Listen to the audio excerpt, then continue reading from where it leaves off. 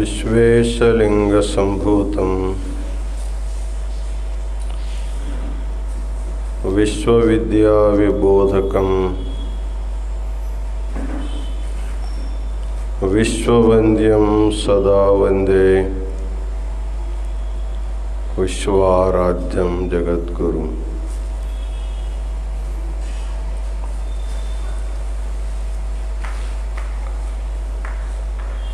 काशी ज्ञान सिंहासन के सनातन गुरु परंपरा को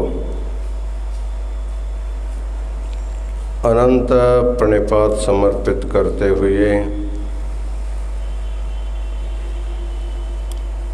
इस पवित्र चातुर्मास में लोक कल्याण के लिए ज्ञान महाकुंभ का आयोजन किया गया है। आज के इस ज्ञान महाकुंभ में उपस्थित अंबाजोगाई संस्थान मठ के शटस्थल ब्रह्मा शंभुलिंग शिवाचार्य महाराज, आज के धर्म संदेश प्रदान किए हुए शाखापुर तपोवन मठ के शिवाचार्य रत्न शटस्थल ब्रह्मा सिद्धराम शिवाचार्य महाराज,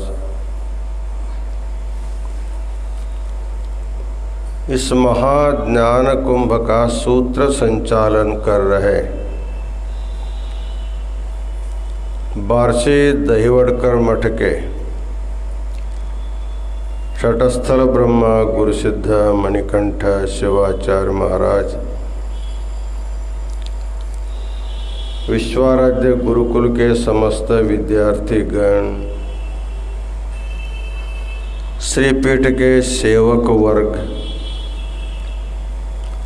और यात्रा के निमित्त आए हुए समस्त सद्भक्तगण और माताओं,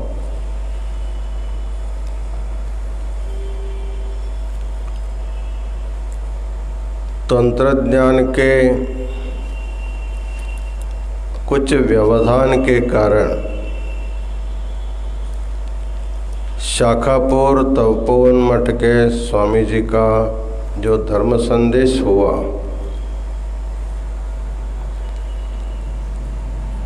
बहुत ही संक्षिप्त में उन्होंने अपना धर्म संदेश दिया है। मनुष्य के मन में धर्म और भगवान के प्रति जितना जिसका विश्वास रहता है उतना उनको फल प्राप्ति होती। इस विषय पर उन्होंने बहुत सुंदर ढंग से कन्नड़ भाषा में अपना धर्म संदेश दिया है। शाखापुर तपोवन मठ के स्वामी जी पंचपीठों पर बहुत श्रद्धा रखने वाले हैं। पिछली बार गुरुकुल शताब्दी महोत्सव के कार्यक्रम में काशी में एक अभूतपूर्व जगतगुरु पंचाचार्यों का अड्डपालकी महोत्सव उन्होंने 2000 भक्तों को ला करके किया था। ऐसे गुरु भक्ति संपन्न शिवाचार्य जी को अनंत मंगल आशीर्वाद प्रदान करते हैं।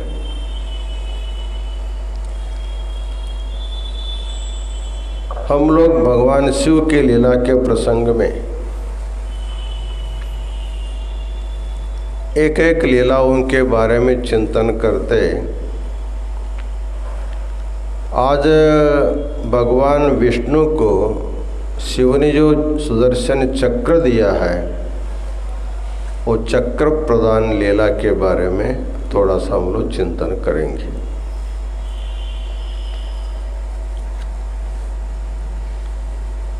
हमारे शास्त्री जी श्लोकों का पारायण किया है। तुष्टम जात्वत शंकरम स्वतपसा स्वामिन् जगत्युद्धृत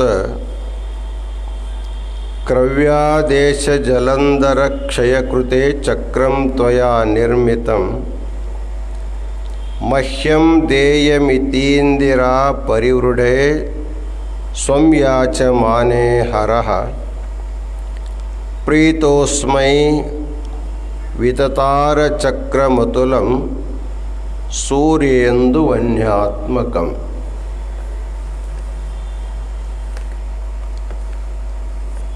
एक प्रसंग आता है, बहुत प्राचीन काल में राजा क्षुप और महर्षि दधीचि, इन दोनों के बीच में द्यूत क्रीड़ा हो रही थी। प्राचीन काल में राजे महाराज लोग द्यूत क्रीड़ा खेलते थे। उसमें दोनों के बीच में कुछ वाद विवाद हुआ। राजा क्षुप और दधीचि महर्षि के बीच में एक वाद विवाद हुआ। उस समय श्रीमन नारायण भगवान विष्णु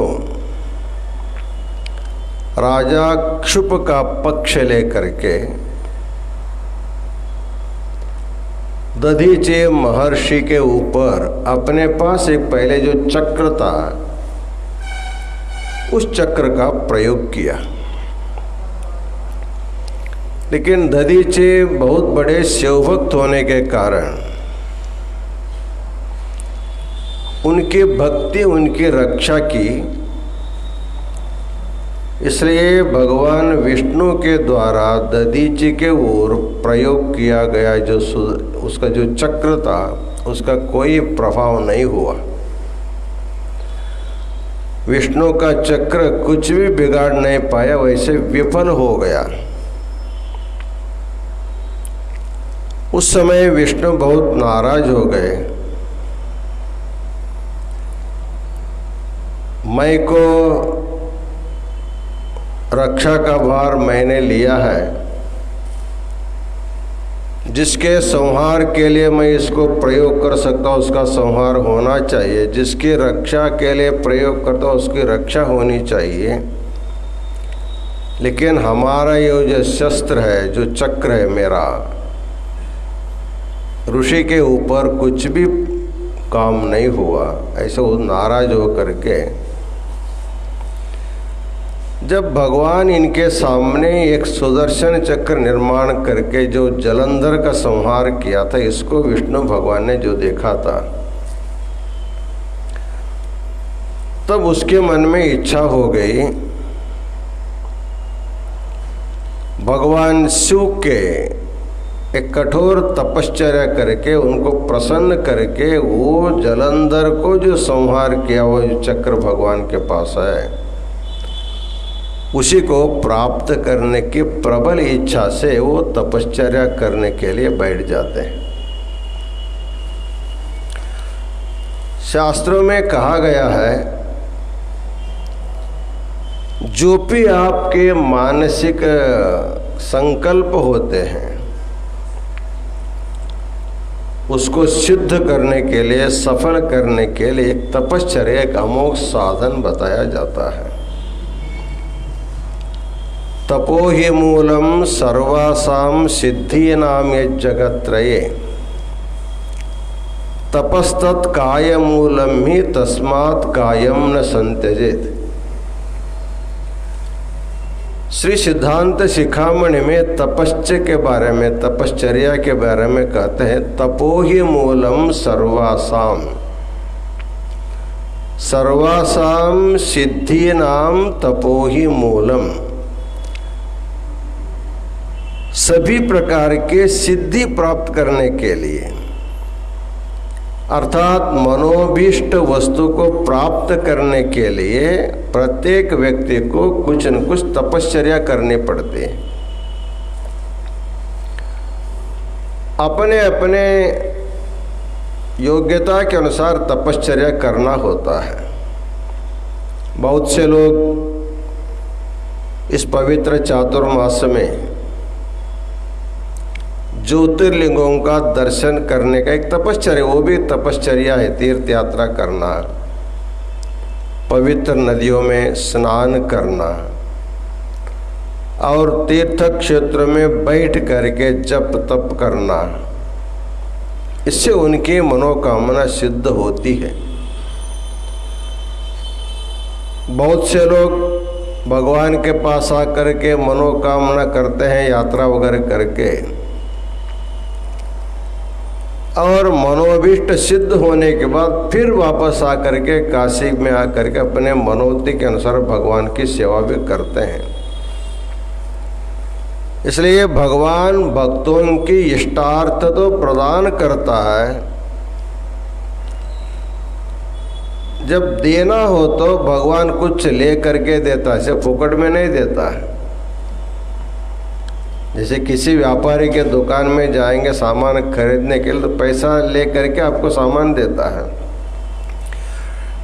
वैसे भगवान शिव को हमसे कुछ भी नहीं चाहिए,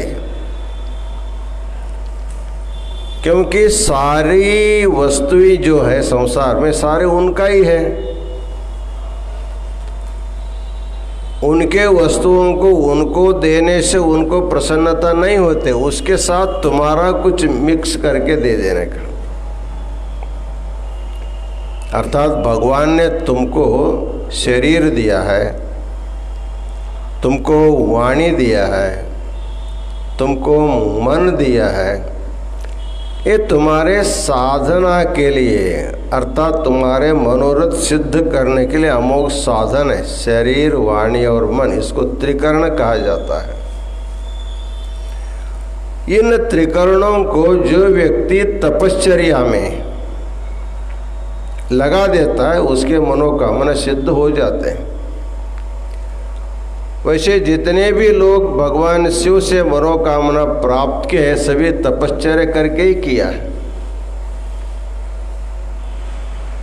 महाभारत का जो अर्जुन था उनको भगवान शिव के हाथ का पाशुपतास्त्र चाहिए था, तो ऋषियों ने कहा तुम भगवान से कुछ लेना चाहते तो भगवान तो तपप्रिय है, उनको कुछ नहीं चाहिए। जितना कठोर तुम तपश्चर्या करोगे उतना प्रसन्न होकर के तुम्हारी इच्छा पूर्ण करता है। तब अर्जुन इंद्रकील पर्वत में जा करके तपश्चर्या करता है। उनके तपश्चर्या से भगवान शिव प्रसन्न होता है, लेकिन फल प्रदान आशीर्वाद देने से पहले थोड़ा परीक्षा भी करता है। जिस साल भर हम अभ्यास करते हैं ऐसे पास नहीं करते, स्कूल में भी 3 घंटे का परीक्षा लेते हैं, उसमें वो पास हो गए तो आगे भेजते हैं। वैसे अंतिम समय में भगवान भी परीक्षा लेने के लिए ये तो शस्त्र चाहता है, वो शस्त्र प्रयोग करने की कला, युद्ध कला, इसको आते ही कि नहीं आते, इसको परीक्षा करने के लिए उस समय एक मूकासुर नाम का एक राक्षस था। उनको ब्रह्मा जी से ऐसे एक वर मिला था, नर का और भगवान शिव का एक साथ बाण जब उसको लगेंगे तब उसकी मृत्यु होगी। तो भगवान ने सोचे यही समय है इसको संहार करने का। वो भिल्ल का वेश धारण किया भगवान, और उस मूकासुर दानव को पीछा करते करते जहाँ पर अर्जुन तपश्चर्या के लिए बैठा था वहाँ उसको ले आता है। अर्जुन तपश्चर्या कर रहा था लेकिन उनके हाथ में धनुष बाण रख करके बैठा था, वो भी क्योंकि क्षत्रिय था वो। जैसे वहाँ बहुत लोगों के जो आवाज़ सुना, शिकार करने के लिए सब लोग भाग दौड़ कर रहे हैं, तो उन्होंने भी अपना धनुष बाण तैयार रखा। उधर से भगवान शिव ने छोड़ा, इधर से अर्जुन ने छोड़ा, दोनों को बाण एक साथ लग गया, वो मर गया। उस समय बेल के वेश में जो भगवान शिव जी था, ये मेरा शिकार करके भाग करके उसके पास गया। उसी समय अर्जुन भी ये मेरा शिकार करके वो भी वहां गया, लेकिन भगवान शिव ने उसमें जो एक बाण जो है अंतर्धान कर दिया था, एक ही बाण रहा, ये मेरा करके दोनों झगड़ने लगे। उसी समय दोनों के साथ मल्ल युद्ध होता है, अर्जुन और भगवान किरात के साथ। तो भगवान उसमें किरातार्जुनीय महाकाव्य में बहुत सुंदर ढंग से वर्णन आता है। उस इंद्रकील पर्वत में दोनों जो मल्ल युद्ध,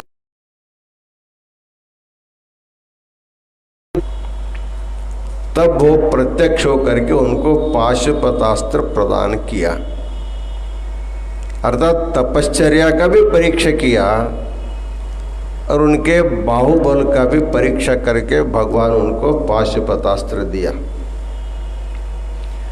उसी प्रकार जब पार्वती को भगवान शिव के साथ शादी करना था, तो पार्वती भी तपश्चर्या करके ही भगवान को प्राप्त की थी। उसी प्रकार उपमन्यु नामक एक ऋषि था, उन्होंने एक ऋषि मंडल में दूसरे ऋषि के आश्रम में जब गया था, उस समय ऋषि कुमार को पीने के लिए उनको गाय का दूध, एक गिलास भर के गाय का दूध दिया था। उन्होंने 8-9 साल होने तक भी उनको गाय का दूध ही पता नहीं था, गरीबी थी उनके घर में।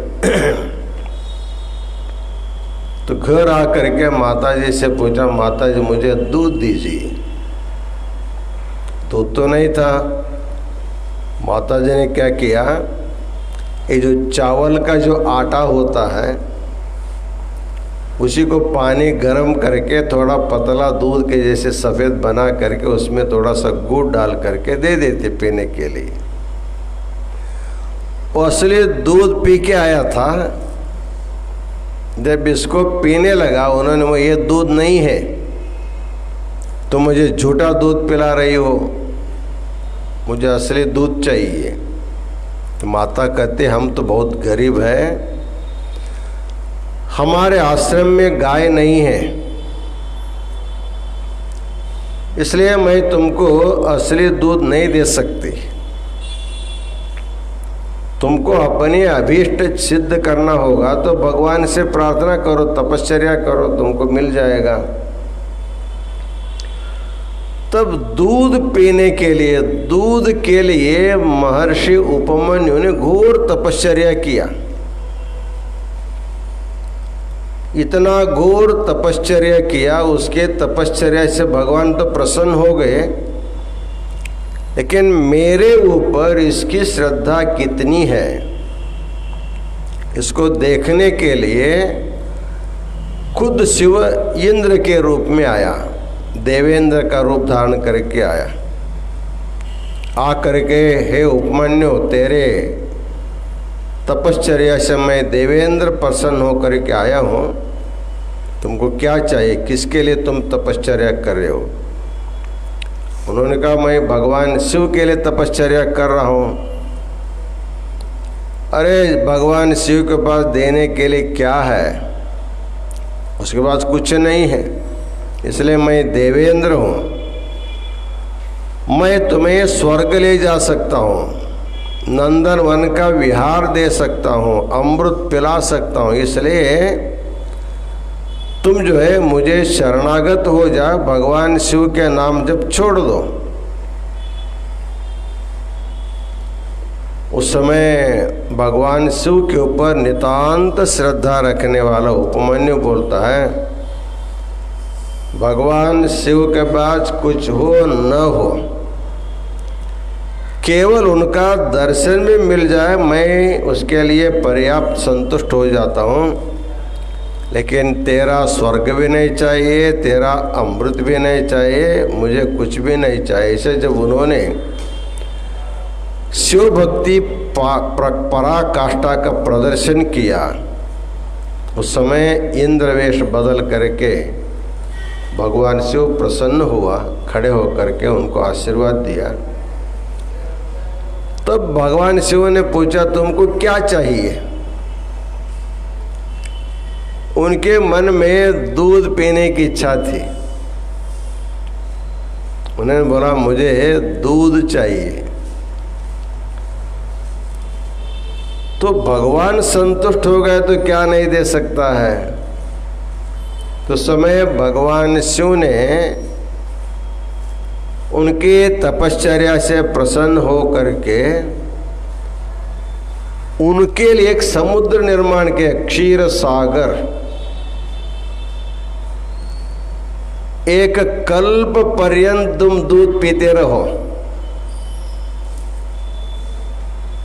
एक कल्प मतलब आप एक बार जो हजारों बार चारों युग जब घूम जाते हैं तब एक कल्प आता है। एक कल्प पर्यंत तुम दूध पीते रहो, तुम्हारा दूध पीने की जो इच्छा है परिपूर्ण समाप्त हो जाए, उसके बाद तुम्हारे लिए शिवाद्वैत सिद्धांत का उपदेश करता हूँ करके बाद में दूध से तृप्त हुए उपमन्यु को भगवान शिव ने उनको शिवाद्वैत सिद्धांत का उपदेश किया, उनको शैव आचार्य पद दे करके सद्गति प्रदान किया। ऐसी कथा आती है। अर्थात भगवान शिव को प्रसन्न करने के लिए, उनसे अभीष्ट वस्तु को प्राप्त करने के लिए हर एक व्यक्ति को तपश्चर्या करनी पड़ती है। बिना तपश्चर्या को प्रसन्न नहीं होता है। तो गीता में तपश्चर्या के बारे में बहुत सुंदर ढंग से कहा गया है।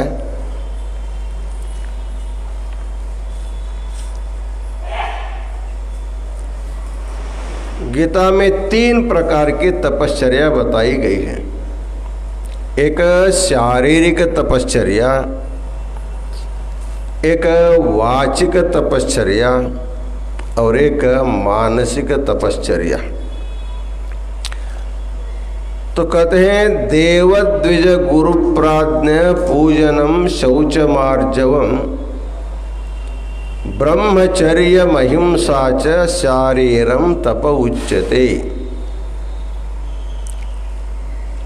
इसको हम इसलिए यहाँ चर्चा कर रहे हैं, भगवान विष्णु जो कठोर तपश्चर्या किया है,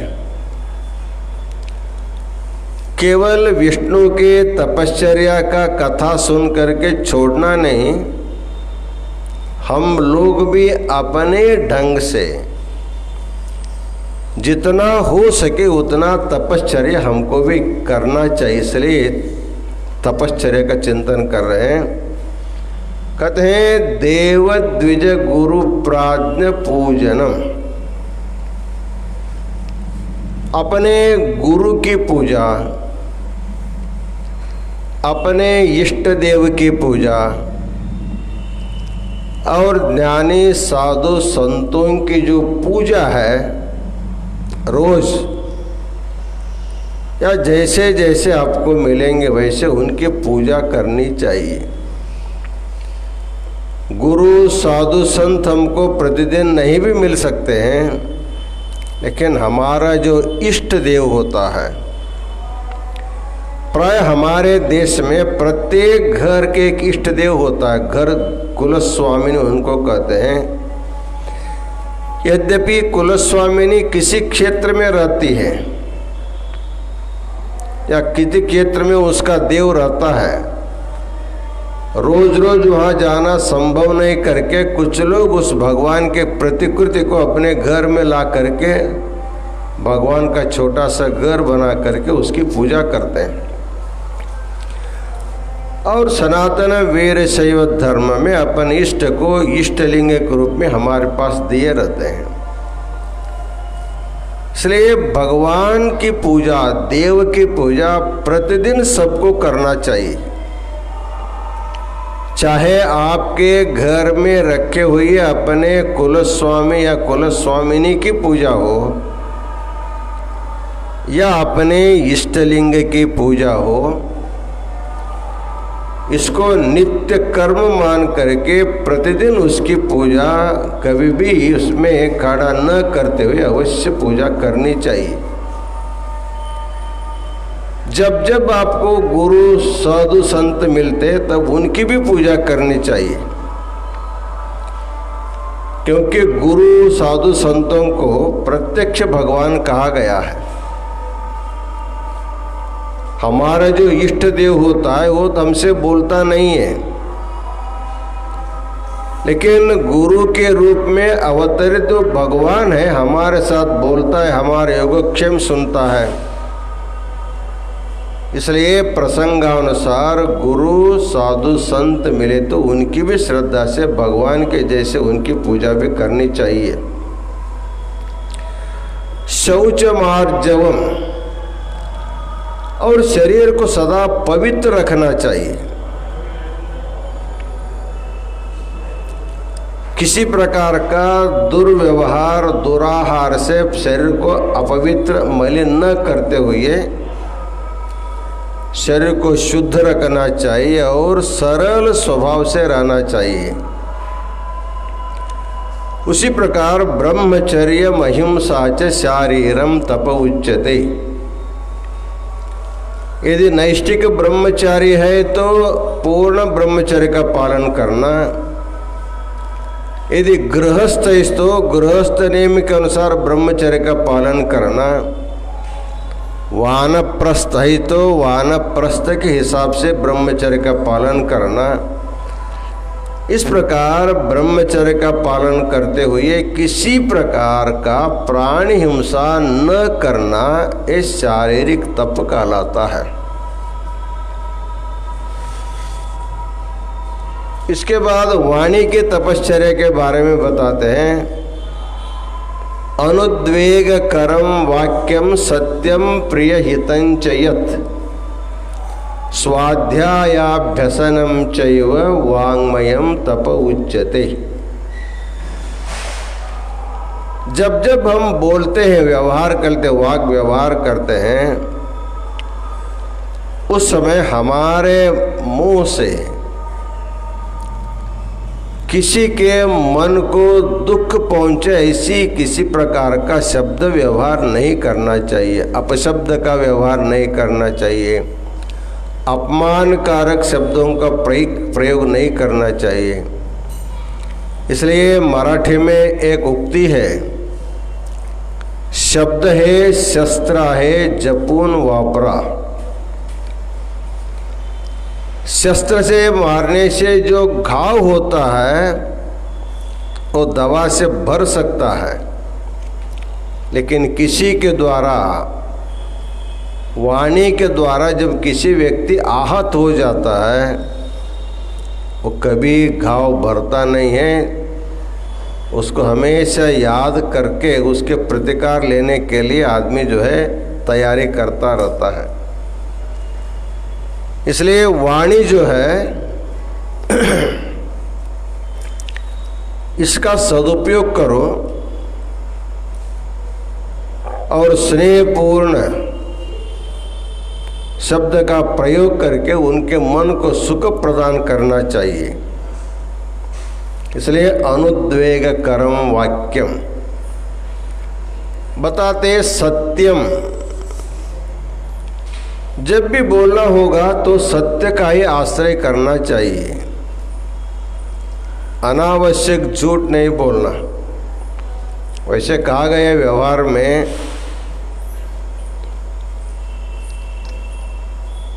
यदि बहुत लोगों का कल्याण होना होगा, देश का कल्याण हो रहा है, राज्य का कल्याण हो रहा है, एक झूठ बोलने से बहुत लोगों का कल्याण होता है।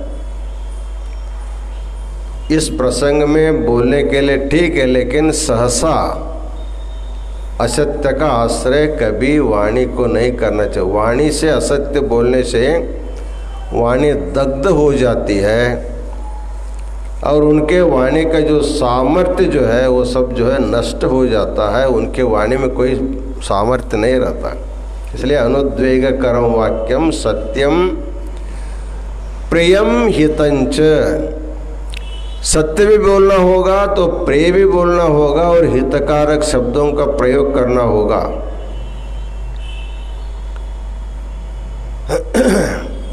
स्वाध्यायाभ्यसनं चैव, उसके अलावा वाणी का उपयोग जो है धर्म ग्रंथों का स्वाध्याय, बैठ करके ग्रंथों का पारायण करो, उत्तम ग्रंथों का अभ्यास करो। जैसे शरीर स्वस्थ रहने के लिए हम लोग आहार देते हैं,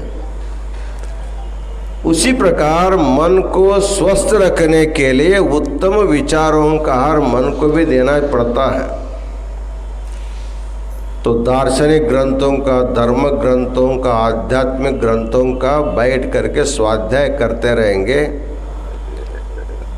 तब जो है आपकी वाणी शुद्ध रहेगी, वाणी के तपश्चर्या हो जाए। स्वाध्यायाभ्यसनं चैव वाङ्मयं तप उच्यते, इसको वाणी की तपश्चर्या कहते हैं। उसी प्रकार मानसिक तपश्चर्या के बारे में बताते, मन प्रसादम सौम्यत्वम मौनमात्म विनिग्रह भाव संशुद्धिरित्येते तपो मानसमुच्यते। मन प्रसादः अर्थात मन को सदा प्रसन्न रखना चाहिए। मन हमेशा, सबका मन अप्रसन्न रहता है।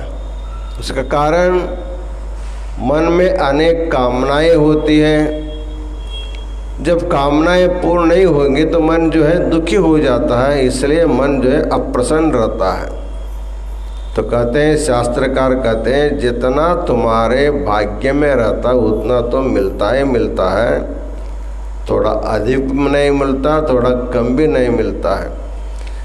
इसलिए मन को प्रसन्न रखो, जो कुछ भी होगा वो सही हो जाता, इसलिए मन प्रसादम। उसके बाद बोलते हैं सौम्यत्वम, मन को सौम्य रखना। सौम्य का अर्थ होता है मात्सर्य भाव से रहित। प्राय प्रत्येक व्यक्ति के मन में कुछ न कुछ छोटा मोटा मात्सर्य भाव रहता है। किसी के उन्नति को देखते हैं तो सहन नहीं होता है, दूसरों का अनिष्ट चिंतन करना और अनिष्ट चिंतन विरहित होना ही है सौम्यत्व कहा जाता है। प्रायः प्रत्येक व्यक्ति के मन में दूसरे के प्रति अनिष्ट चिंतन ज़्यादा रहता है, इसलिए किसी का मन जो है सौम्य नहीं रहता, उग्र ही होता है। एक गांव में दो मित्र रहे। दो मित्र में मतलब एक प्रकार की स्पर्धा हमेशा रहती थी। व्यापार में, उद्योग में, व्यवसाय में उनसे बड़ा मुझे होना चाहिए, मेरे से बड़ा वो होना चाहिए, इस दोनों में स्पर्धा हमेशा होती रही। उन दोनों ने विचार किया, हम लोग व्यापार उद्योग करके कितना कमा सकते हैं। इसलिए शास्त्रों में कहा गया है कि भगवान के उद्दिष्ट करके जब हम तपश्चर्या करेंगे, भगवान जब प्रसन्न हो जाते हैं, भगवान जब देता छप्पर पाड़ के देता है, इसलिए भगवान से ज़्यादा मांग करके हमको बड़ा होना चाहिए करके दोनों में मन में विचार आता है। दोनों जा करके तपश्चर्या करने के लिए बैठ जाते हैं। एक नदी के इस किनारे एक बैठता है, उस किनारे दूसरा आदमी बैठता है। बहुत कठोर तपश्चर्या करते, भगवान प्रसन्न हो जाता है। आकर के जो पहला बैठा था उसके पास जा कर के पूछता है, अहम प्रसन्नोस्मि वरम ब्रूहि, मैं तुम्हारे तपश्चर्या से प्रसन्न हूँ, तुमको क्या वर चाहे मांगो। उन्होंने कहा, भगवान उस किनारे में जो बैठा है ना उनके पास जाके आके सीधा यहाँ आए हो। भगवान ने बोला, उसकी चिंता तुमको क्यों, वैसे तो तुम पहले बैठे थे इसलिए तुम्हारे पास मैं पहले आया हूँ, तुमको क्या चाहिए मांगो। उन्होंने कहा, भगवान ऐसा नहीं, आप पहले उनके पास जाइए, वो जो मांगता उनको दे के आओ, बाद में मैं मांगता हूँ। भगवान उसके पास गया, उनको भी बोला, मैं तेरे तपश्चर्या से प्रसन्न हूँ, तुमको क्या चाहिए मांगो। उन्होंने यही प्रश्न पूछा, भगवान वहाँ जाके आए का पहले यहाँ आए हो। नहीं, मैं वहाँ गया था, उन्होंने पहले तुम्हारे पास भेजा है, तुमको जो चीज़ चाहे तुम मांग लेना, बाद में उनको मैं दे दूँगा।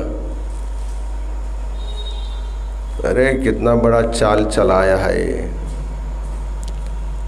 मैं क्या मांगता हूँ उसका अलग से ज़्यादा मांग सकता है वो, इसलिए ये बोला, नहीं पहले उन्हीं को दे के आओ, बाद में मैं लूँगा। इस प्रकार दोनों इधर उधर भगवान को घुमाया। तो भगवान ने एक से बोला, ऐसे करो, तुमको क्या चाहे तुम मांग लो, नहीं तो मैं दोनों को कुछ नहीं दूंगा, मैं चला जाऊंगा। तब उन्होंने मांगा, देखो भगवान, मैं अपने लिए अभी कुछ नहीं मांगता, लेकिन मेरी एक इच्छा ऐसी है, आप वहाँ जाओ, वो जो मांगता है ना उसका डबल मुझे देना, वो जो मांगेगा उसका दुगना मुझे देना। भगवान उनके पास के, देखो उन्होंने मांग लिया है, तुम जो मांगोगे उसका दुगना उनको मिलने वाला है, तुमको क्या चाहिए मांगो। इन्होंने सोचा, मैं 1 करोड़ मांगूंगा तो उनको 2 करोड़ मिलता है, मैं 1 बंगला मांगूंगा तो उनको 2 बंगला मिलता है, मांगता मैं डबल उनको मिलता है। इतना तकलीफ हुआ उनको। उन्होंने सोचा, मांगना है तो ऐसे अच्छा मांगना है नहीं चाहे करके उन्होंने बोला, भगवान मुझे 1 पैर से लंगड़ा कर दो। इनका 1 पैर गया तो उनको दोनों पैर गए। मुझे 1 आंख से अंधा करो, और दोनों आंख से अंधे हो गए। मेरे 1 हाथ बेकाम करो, उनको दोनों हाथ बेकाम हो गए। इस तरह तपश्चर्या करके भगवान प्रसन्न हो करके वर देने के लिए सामने खड़े होने पर भी अपने लिए जो चाहिए जितना चाहिए मांग करके खुश होने को छोड़ करके दूसरे का जो अनिष्ट करने का विचार आता है ना, ये सौम्यत्व रहित मन का स्वभाव है। इसलिए सौम्यत्व का अर्थ होता है निर्मात्सर्यता, किसी के प्रति मात्सर्य न रखने का जो स्वभाव, उसको सौम्यत्व, मन का अत्यंत श्रेष्ठ सद्गुण माना जाता है। मनस्सौम्यत्वम मौनम। प्राय हम लोग बोलते बोलते ज़्यादा बोलते रहते हैं, ज़्यादा बोलने से वाणी की शक्ति ह्रास हो जाती है। इसलिए वाणी में शक्ति सामर्थ्य प्राप्त करने के लिए किसी न किसी निमित्त से हमको मौन व्रत का पालन करना पड़ता है। अभी महाराज जी श्रावण मास में मौन व्रत का करते हैं, कुछ लोग सोमवार मौन व्रत का पालन करते हैं, कुछ लोग गुरुवार मौन व्रत का पालन करते हैं, कुछ लोग महीना 2 महीना चातुर्मास से 4 महीना पूरा भी मौन व्रत का पालन करते हैं। मौन करने में 2 प्रकार का, एक होता है आकार मौन, एक होता है काष्ठ मौन। आकार मौन का अर्थ होता है मुंह से बोलते नहीं, देखने के लिए मौनी जैसे लगते हैं, लेकिन ये कागज पेन लेकर के बैठे रहते हैं, हमेशा लिखते रहते हैं। इसको कहते हैं आकार मौन। वाणी से नहीं बोल रहा है, लेकिन अपनी इच्छा को लिख करके बता रहा है। ठीक है, ये भी एक प्रकार का मौन है। बोलते रहने की अपेक्षा वाणी पर नियंत्रण करके अपनी इच्छा को थोड़ा सा बता दिया, कोई हर्जा नहीं है। लेकिन सबसे बड़ा मौन व्रत वही होता है जो अपनी इच्छा को प्रकट ही नहीं करना, किसी के सामने इच्छा का प्रकट नहीं है करना। चाहे 1 दिन करो, 2 दिन करो, ट्राई करो, किसी के साथ मिलो मत, अकेले बैठ जाओ। इस प्रकार मौन व्रत का पालन करने से मन के ऊपर नियंत्रण होता है, मन शांत हो जाता है। इसलिए मौनम आत्मविनिग्रह, मन के ऊपर निग्रह, भाव संशुद्धि, मन को सदा, भावना को सदा पवित्र रखना, ये सभी जो है मानसिक तपश्चर्या कहलाते हैं। तो प्रत्येक व्यक्ति को अपने दैनंदिन जीवन में जितना हो सके उतना कायिक तपस, शारीरिक तपस भी करना चाहिए, और जितना हो सकता है उतना वाचिक तपश्चर्या भी करनी चाहिए, और जितना हो सके उतना मानसिक तपश्चर्या भी अवश्य करना चाहिए। जब तक हम तपश्चर्या नहीं करते तो भगवान शिव की कृपा पाना संभव नहीं है। इसलिए भगवान विष्णु ने सुदर्शन चक्र पाने के लिए उन्होंने बहुत बड़ी तपश्चर्या, चातुर्मास की तपश्चर्या उन्होंने प्रारंभ किया। ये जो चातुर्मास है तपश्चर्या करने का अत्यंत श्रेष्ठ समय माना जाता है। कुछ लोग इसमें केवल श्रावण मास का करते, वो बात अलग है, लेकिन हमारे भारतीय संस्कृति में पूरा कार्तिक पूर्णिमा पर्यंत, आषाढ़ पूर्णिमा से कार्तिक पूर्णिमा पर्यंत जो कालखंड है, इसको तपोमय जीवन व्यतीत करने का अत्यंत श्रेष्ठ पवित्र मास माना जाता है। और इस मास में किया हुआ जो तपश्चर्या होती है वो सिद्धि प्रदान हो जाती है। तो भगवान विष्णु इसी चातुर्मास में, वो भी काशी में, काशी क्षेत्र में मणिकर्णिका घाट में बैठ करके भगवान शिव की आराधना करते रहते हैं। तो कैसे आराधना करते हैं? रोज 1000 कमल पुष्प ला करके भगवान शिव को सहस्र नाम पठन पूर्वक एक एक नाम बोलना, एक एक कमल अर्पण करना, एक एक नाम बोलना, एक एक कमल अर्पण करना। जैसे हम लोग बिल्वार्चना करते हैं नाम स्मरण करते हुए, वैसे प्रति दिवस 1000 कमल पुष्पों को अर्पण करते हुए तपश्चर्या करते रहे। चातुर्मास जब पूर्ण होने को हुआ, उस समय भगवान ने सोचा इतना कठोर तपश्चर्या नियम से भगवान विष्णु ने किया है, भगवान शिव प्रसन्न थे, लेकिन इनकी परीक्षा करनी थी। कार्तिक शुक्ल पक्ष चतुर्दशी का दिन था जब भगवान विष्णु पूजा में बैठे थे। उस समय 1000 पुष्प गिन करके लाते थे कमल, उस दिन लाए भी थे गिन करके। और जैसे एक एक भगवान शिव का नाम करते करते भगवान को अर्पण करते रहे, अंतिम नाम के लिए टोपले में हाथ डालता है तो पुष्प ने, कमल नहीं, यदि कमल अर्पण नहीं करेंगे तो 4 मास में किया हुआ व्रत जो है निष्फल हो जाता है। और एक बार आसन में बैठ करके पूजा करते हैं तो सामान लेने के लिए उठ के भी नहीं जा सकते हैं, और अगल बगल में दूसरा कोई व्यक्ति भी नहीं ला के देने वाला। ऐसे विकट प्रसंग जब आया, विष्णु भगवान ने सोचा अब क्या करना है, तो उनको याद आया, मुझे भक्तगण पुंडरीकाक्ष कहते हैं, कमलाक्ष, पुंडरीकाक्ष, अर्थात कमल के जैसे अत्यंत सुंदर आंख उनके रहे, इसलिए उनको पुंडरीकाक्ष कहते थे। उन्होंने सोचा अब प्राकृतिक पुंडरीक नहीं मिलता है तो मेरे नेत्र रूपी जो पुंडरीक है, जो कमल है, उसी को अर्पण करना चाहे करके अपने नेत्र निकाल करके भगवान को अर्पण किया।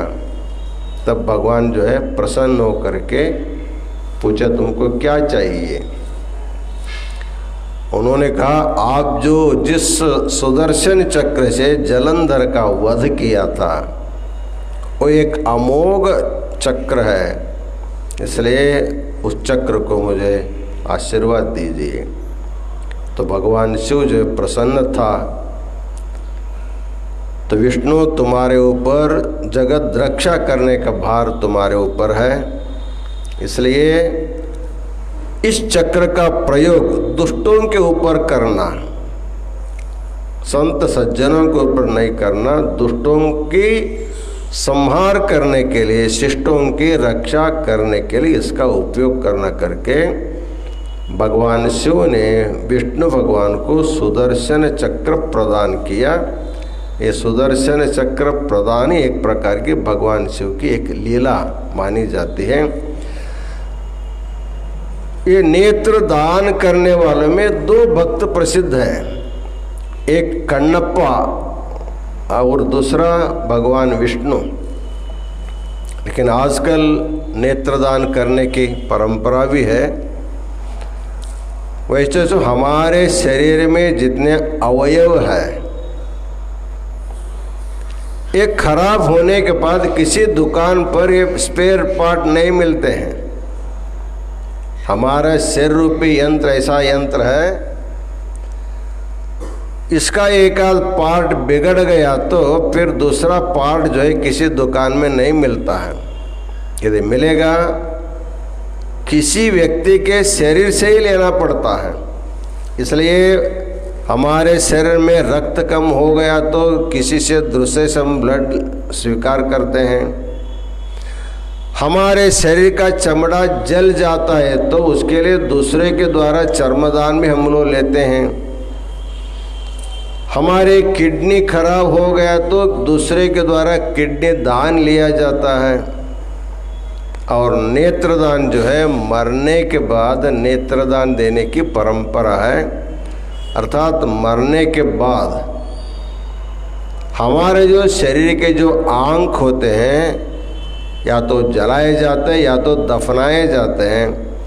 लेकिन ऐसे मरने के बाद हमारा नेत्र यदि किसी अंधे व्यक्ति को देखने के लिए उपयोग आता है तो उसको अवश्य नेत्रदान अवश्य करना चाहिए। परसों हमने सुना था एक महिला के, गुजरात के महिला की बुद्धि जो है संपूर्ण निष्क्रिय हो जाने के कारण उनके नेत्र, उनके हृदय, उनकी किडनी, उनके जितने भी जो सामग्रियाँ थी सभी लोग है ना पार्ट निकाल करके अनेक लोगों को तुरंत 4 घंटे के अंदर उसका प्रत्यारोपण किया गया। ऐसे अखबार हम लोगों ने सुना है। इस प्रकार जीते जीते देना संभव नहीं है, लेकिन नेत्र वगैरह मरणोपरांत दान करके भी मनुष्य पुण्य कमा सकता है। लेकिन भगवान विष्णु जीते जीते अपन नेत्र को भगवान को अर्पण किया था, तो भगवान उनको आशीर्वाद दिया कि तुम्हारा जो नेत्र है कमल के जैसे नेत्र है, तुमने कमल के रूप में अर्पण किया, इसलिए तुम पुंडरीकाक्ष हो जाओ। तुम्हारा और सुंदर अंक मिले, ऐसे भगवान ने आशीर्वाद भी दिया और सुदर्शन चक्र भी प्रदान किया। इसलिए भगवान शिव जो है तप के द्वारा प्रसन्न होने वाला अत्यंत सात्विक भगवान होने के कारण सभी लोग भगवान शिव की पूजा करना हो तो इष्टलिंग के रूप में या स्थावर लिंग के रूप में पूजा करनी है। भगवान शिव का सहस्र नाम का पारायण करना, एक अष्टोत्तर शत का नाम पारायण करना, तुम करते हुए उनकी कृपा प्राप्त करके अपने मनोभीष्ट प्राप्त करने का एक शुभ अवसर इस चातुर्मास में सबके लिए प्राप्त है। इसलिए सब लोग इस चातुर्मास में भगवान शिव के शिवलिंग के रूप में पूजा करके उनके अनुग्रह प्राप्त करें। इन्हीं वचनों के साथ हम अपना आशीर्वचन पूर्ण करते हैं। ओम शांति शांति शांति। कहाँ है शान? शान में शान ले आओ, एक शान लेके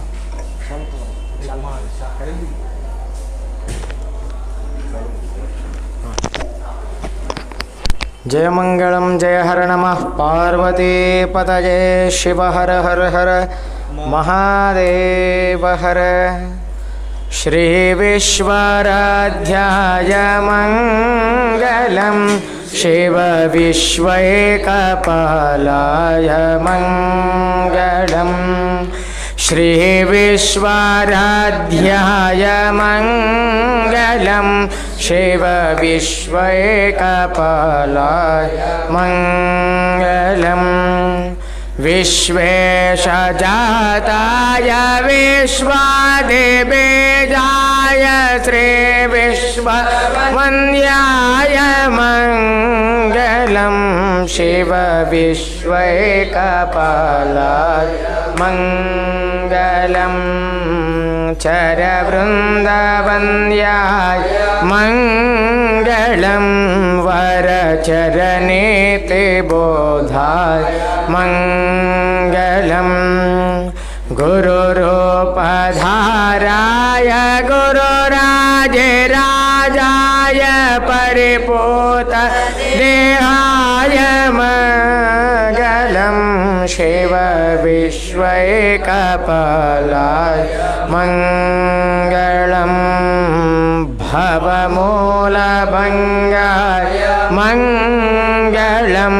शिव शिवलिङ्गसंगाय मंगलम। भवमाङ्गलाङ्गाय शिवपिङ्गचूडाय कवितुङ्ग सेव्याय मंगलम। शिव विश्वैकपालाय मंगलम। काशीपुरेशाय मंगलम। कविकाशीनाथेशाय मंगलम। क्लेशापहाराय पाशप्रमोचाय श्रीसाधिमान्याय मंगलम। शिव विश्वैकपालाय मंगलम। श्री विश्वराध्याय मंगलम। शिव विश्वैकपालाय मंगलम।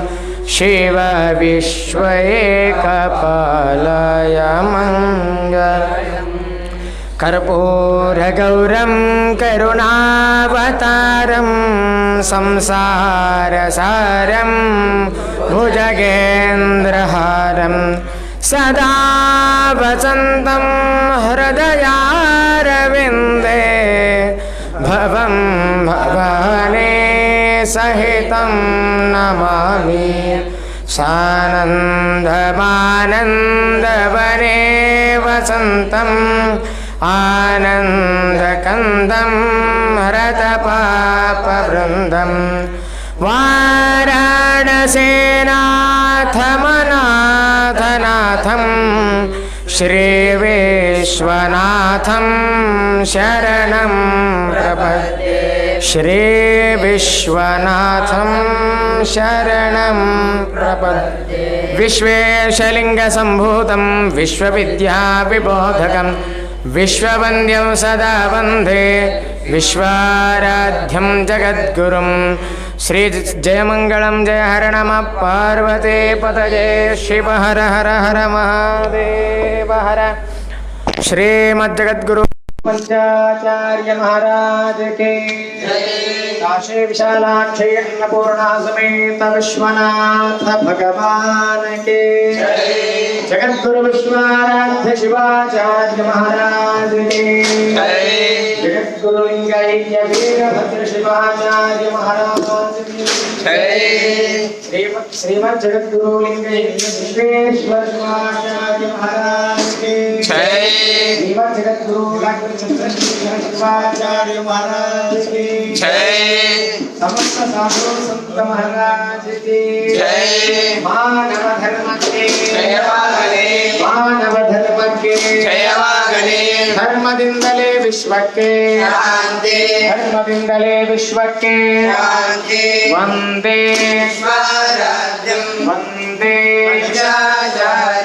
ಜಯ ಮಂಗಳ ಜಯ ಹರ ನಮಃ ಪಾರ್ವತಿ ಶಿವ ಹರ ಮಹಾದೇವ ಸಹಸ್ರಶೀರ್ಷ ಪುರುಷ ಸಹಸ್ರಾಕ್ಷ ಸಹಸ್ರಪಾದ ಸಭೂಮಿಂ ವಿಶ್ವದೋರುತ್ವಾ ಅತ್ಯತಿಷ್ಠದಶಾಂಗುಲಂ ಪುರುಷ ಏವೇದಂ ಸರ್ವಂ ಯದ್ಭೂತಂ ಯಚ್ಚ ಭವ್ಯಂ ಉದಾಮೃತತ್ವಚ್ಚ